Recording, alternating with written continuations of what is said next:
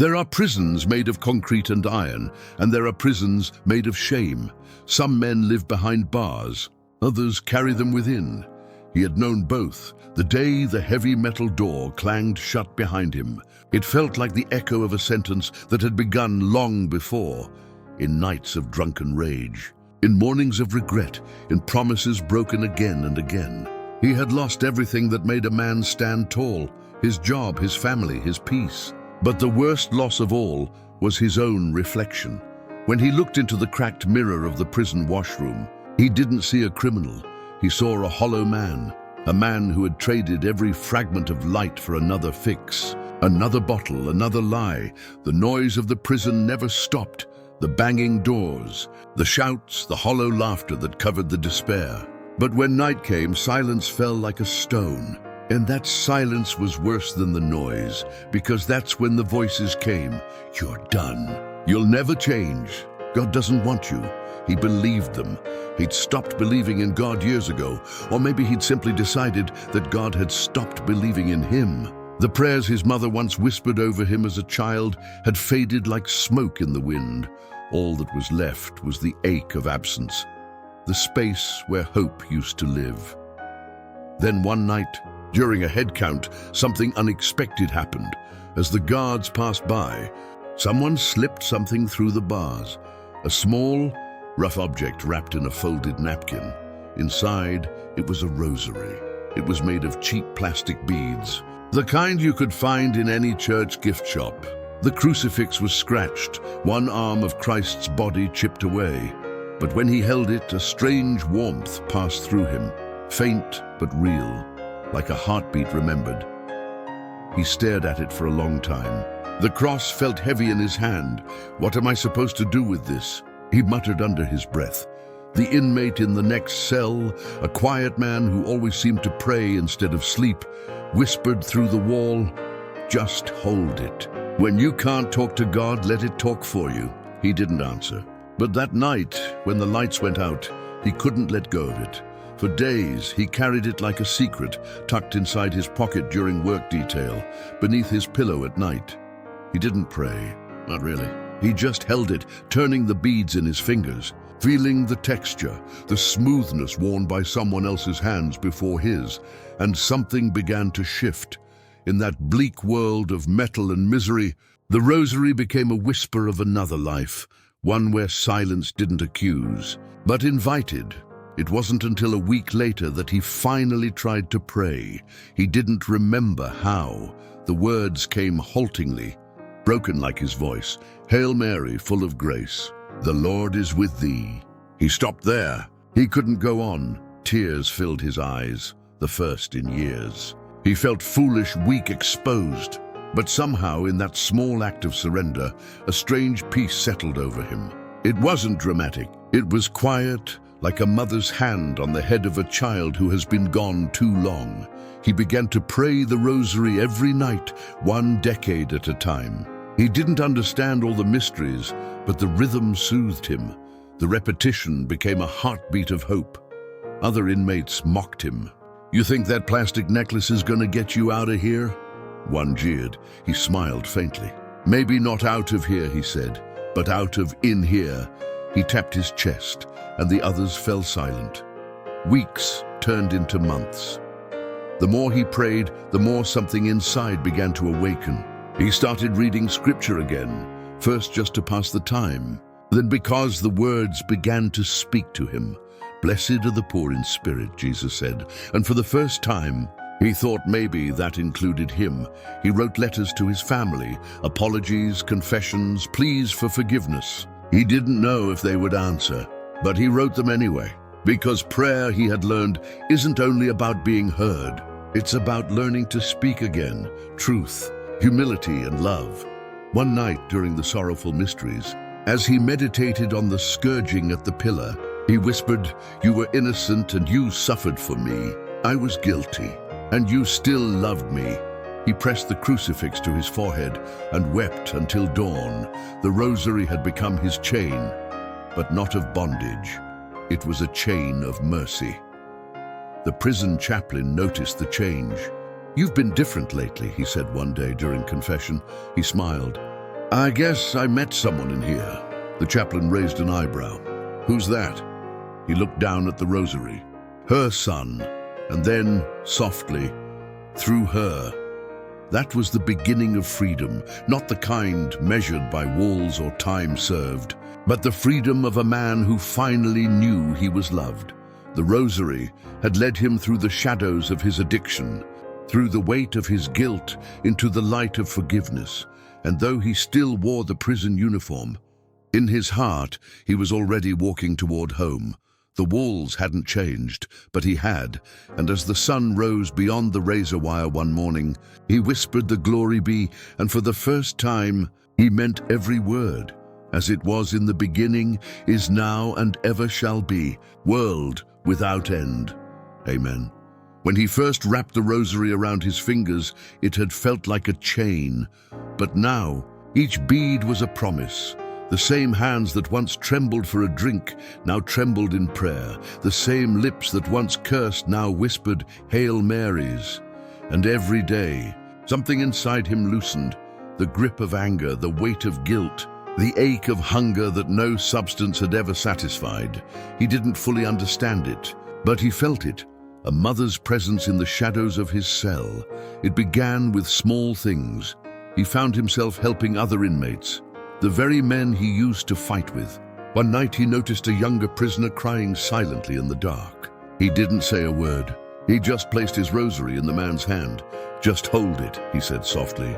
"It helped me breathe again." The next morning, the young man returned it. His eyes were red, but his face was calm. "Thank you," he whispered. "I slept for the first time in weeks." That was the first miracle, not a thunderclap or a vision, but the quiet restoration of peace in a soul that had forgotten what peace felt like. The rosary spread through the prison like a whisper. A few men began praying with him in the yard.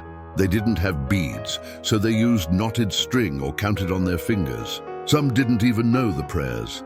They just sat beside him, letting the rhythm of the Hail Marys fill the air. In that harsh, hopeless place, it sounded like birdsong. The guards mocked them at first. "Rosary Club again?" and sneered, but after a while even the guards fell silent when they passed. Something about those prayers softened the very air around them. One afternoon, as sunlight streamed through the bars, he realized something profound. He wasn't afraid anymore, not of the sentence, not of the future, not even of himself. The rosary had become his armor, not of steel, but of surrender. He began to meditate on the mysteries more deeply. When he prayed the joyful mysteries, he thought of Mary's yes, a yes that changed the world. Could he too say yes? Yes to forgiveness? Yes to starting over? Yes to grace? He dared to believe he could. Then came the sorrowful mysteries. When he prayed the carrying of the cross, he saw himself stumbling under the weight of addiction, crushed by his own sins, and he saw Christ beside him, silent, steady, sharing the burden. He whispered through tears, "You never left me, did you?"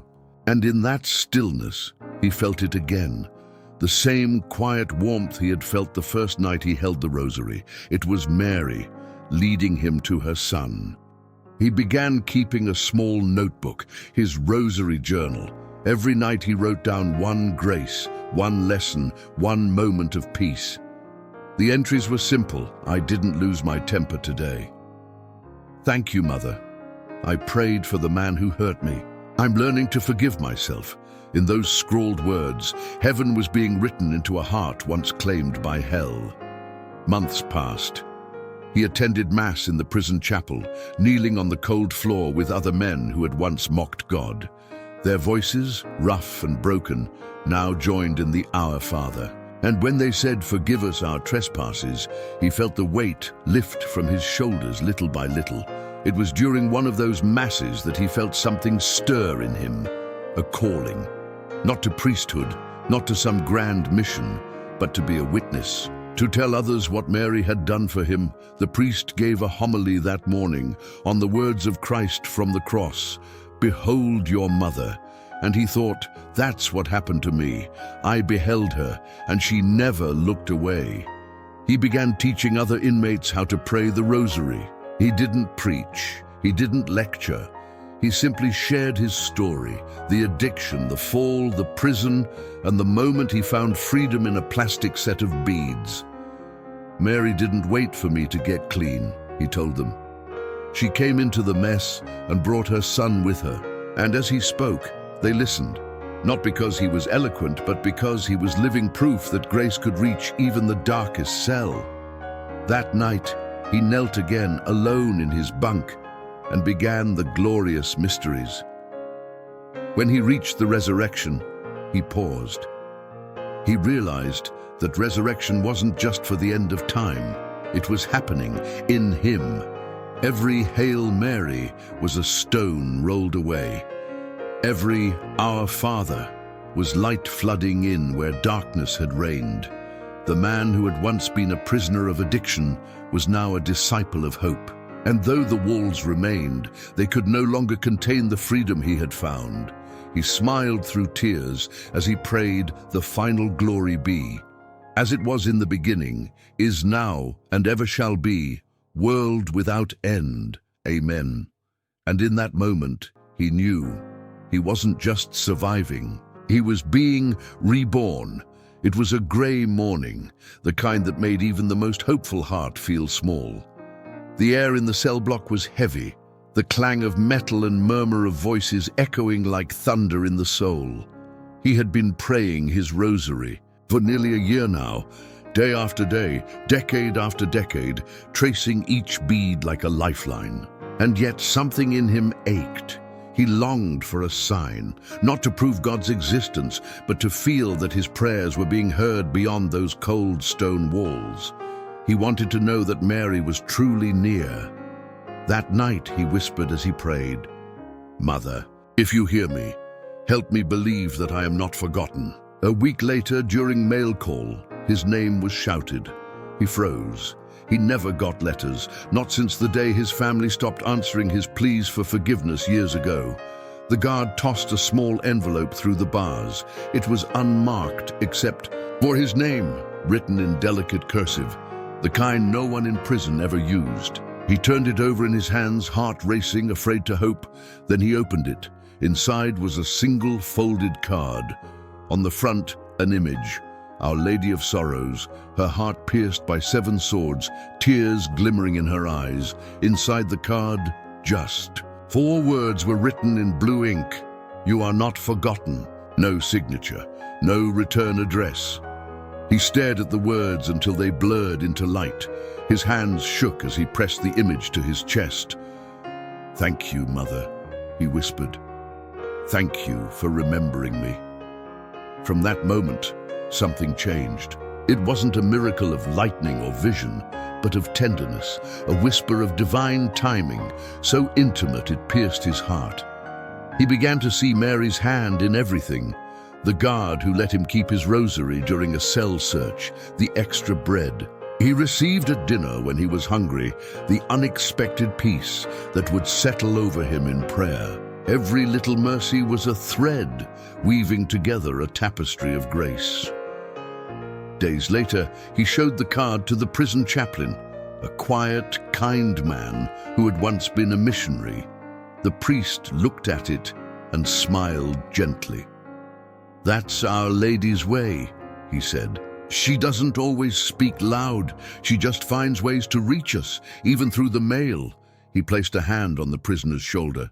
"Whoever sent this, maybe it was someone praying for you, or maybe it was Mary herself." The man nodded, tears rising again. He had stopped questioning how. He only knew who. That night, under the flicker of a single bulb, he opened his Bible to the Gospel of Luke. His eyes fell on Mary's words at the visitation, "My soul magnifies the Lord, and my spirit rejoices in God my Savior." He whispered them aloud, and for the first time, he felt those words in his own soul. His spirit, once drowned by addiction and despair, was beginning to rejoice, slowly, quietly, like dawn creeping over a ruined city. Then came another unexpected mercy, a letter from his sister. He hadn't heard from her in nearly 8 years. He had stolen from her once in the depths of addiction. The betrayal had cut deep, and her silence had been his greatest wound. But her letter was not filled with anger. It was filled with grace. She wrote, "I've been praying the rosary lately. I don't know why. I just felt drawn to it. And while I was praying, I thought of you. I hope you're okay. Maybe one day we can talk again." He pressed the paper to his lips, sobbing quietly. Mary had not only remembered him, she had remembered his family too. From that day on, he began praying each rosary for someone else. 1 decade for his sister, 1 for his mother, who had died before he could apologize, 1 for the men in his cell block who still didn't believe God could love them. He wrote their names in his journal and lifted them bead by bead, prayer by prayer, and the peace that came over him was unlike anything the world had ever offered. Not the false peace of escape, but the real peace of surrender. Sometimes he would look again at the mysterious card, tracing the sorrowful heart of Mary with his fingertip. He thought of her tears, not as sadness, but as compassion. She had wept for her son at Calvary, and now she wept for souls like his, lost and wandering.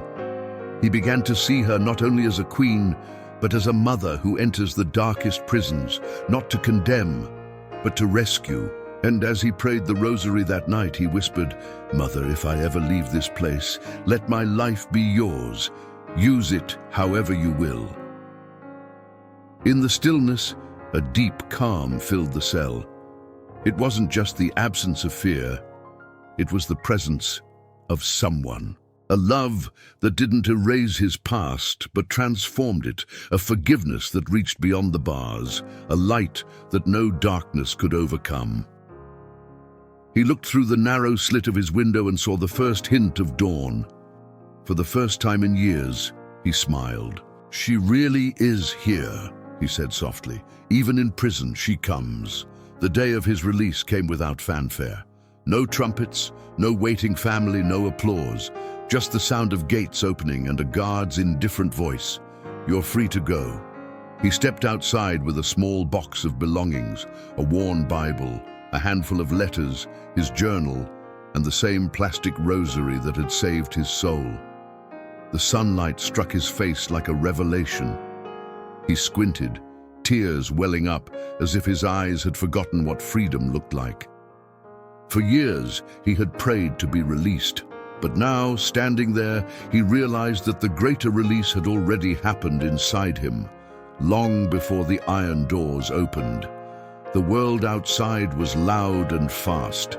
People hurried by, faces buried in phones, eyes glazed with exhaustion. He felt like a ghost among them, a man out of time, breathing in a world that had moved on. He walked to a park bench near the bus station and sat, fingers instinctively clutching the rosary. The beads felt warm, alive, pulsing with a memory of prayer. He whispered, "Mother, I don't know where to go, but I know you'll show me." The wind picked up, rustling the leaves, and he looked up to see a church steeple across the street. Its bells were ringing the Angelus. He smiled. "You really don't waste time, do you?" He crossed the road. Inside, the church was empty and dim. The faint smell of incense lingered in the air, mixing with candle wax and silence. He knelt before the statue of Mary, Our Lady of Grace, and placed the rosary at her feet. "You brought me out," he whispered. "Now take me where you want me to go." The quiet enveloped him, deep and tender. And though no voice spoke aloud, a sense of calling stirred in his soul. Not a command, but a gentle invitation. Help others find the freedom you found. The next weeks were hard. He had no job, no home, few friends, but he had faith. Every morning he prayed the rosary before leaving the shelter, and every night he thanked Mary for another day of sobriety. And slowly, the pieces began to fall into place. A parish priest gave him work cleaning the church grounds. It wasn't much, but it gave him purpose. He swept leaves, tended flowers, and greeted people who came to pray. Sometimes visitors would stop to talk, strangers carrying their own wounds, their own fears. They would confide in him, not knowing his past. only sensing his peace. He would smile gently and say, "You'd be surprised what a rosary can do." One afternoon, while cleaning near the Marian altar, he noticed a woman crying softly in the pew.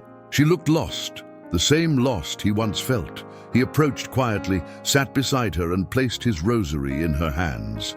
"You don't have to know the words," he said. "Just hold it. She'll come to you." The woman looked up, tears glistening, and nodded. "Thank you," she whispered. "I've been praying for a sign," he smiled. "So was I. That's how I found her." It was a moment of holy symmetry, Mary sending him to others as she once sent someone to him. Weeks turned into months. He began helping with a small prison ministry, visiting inmates to tell his story. The first time he entered a cell block again, his hands trembled. The clang of gates, the echo of footsteps, they brought memories flooding back. But then he took a breath, reached into his pocket and pulled out his rosary. He held it high for the men to see. "This," he said, voice steady, "is how I got free." He told them everything, the addiction, the anger, the darkness, and the day he found Mary's card. He didn't embellish or preach. He just told the truth. And when he finished, there was silence, the kind of silence that feels sacred. One man stood up slowly and said, "If God could do that for you, maybe he can do it for me too." He smiled. "That's what I'm here to tell you. He can, he will. Just hold on to her." After the session, he sat in the prison chapel alone. The light from the stained glass fell across his face, red, blue, gold. He closed his eyes and began to pray, "Hail Mary, full of grace." Each word carried a lifetime of meaning.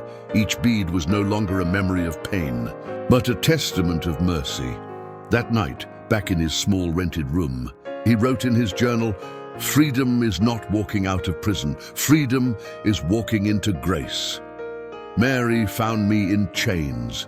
Now I walk with her, bead by bead, step by step, toward heaven." He placed the journal beside his bed. The rosary looped around his wrist and whispered, "Thank you, Mother, for staying, for coming into the mess, for never letting go." As sleep came, he dreamed of a bright blue mantle spreading across the world, covering broken men, weeping mothers, and restless souls. In the dream, he was standing among them, holding out a rosary made of light, and he heard her voice say gently, "Tell them I am coming for them too." Years later, people would say he had a light about him, something in his eyes, something in his voice. They couldn't quite name it, but they felt it. Peace, gentleness, the quiet authority of someone who had walked through hell and found heaven waiting in the ashes. He never spoke of himself as a preacher or a saint. He would smile and say, "I'm just a man Mary didn't give up on," and he meant it. His ministry grew not by design, but by grace. What began as small visits to prisons and shelters became a mission that spread across cities. He would stand before rooms full of men, addicts, ex-convicts, wanderers, and tell them the same simple truth: you are not forgotten, you are loved. You can begin again. And always he held up the rosary. "This," he said, "is the hand that pulled me out of the dark. It wasn't my strength. It was hers, and she's reaching for you too." People would come forward after his talks, some trembling, others weeping, asking how to pray, how to believe again.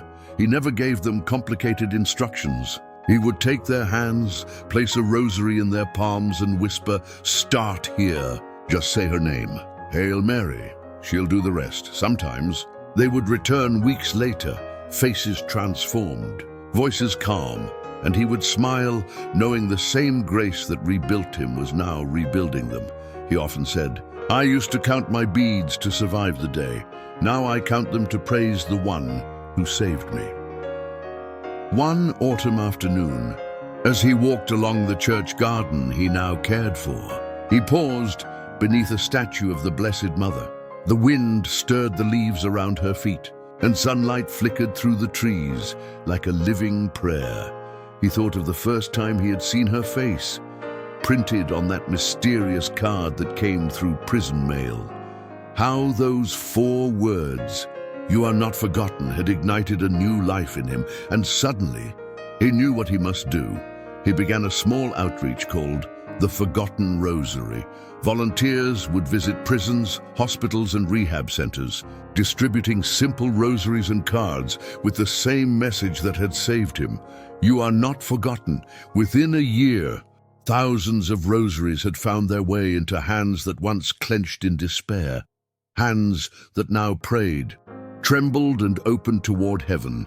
He would often say that every bead was a story, every Hail Mary a lifeline tossed across the abyss. He told his volunteers, "You never know which rosary will find its way to a soul that's ready. Mary knows where to send it." And sometimes, late at night, he would sit by his window, the city lights glimmering like candles in the distance.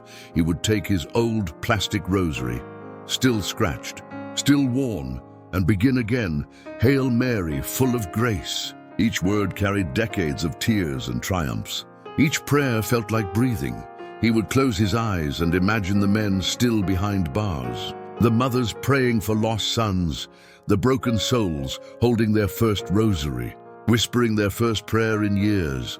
He knew Mary was with them, the same way she had been with him. When people asked him how he stayed so faithful, he would answer with a smile, "I used to pray the rosary because I was desperate. Now I pray it because I'm grateful. It's not just a prayer. It's my heartbeat." He had discovered what so many forget, that redemption is not a one-time event. It's a daily miracle, woven through every Our Father, every Hail Mary, every humble step of surrender. He often quoted the words of the Magnificat in his talks. "He has looked upon his servant in her lowliness," and then he would pause, his eyes shining.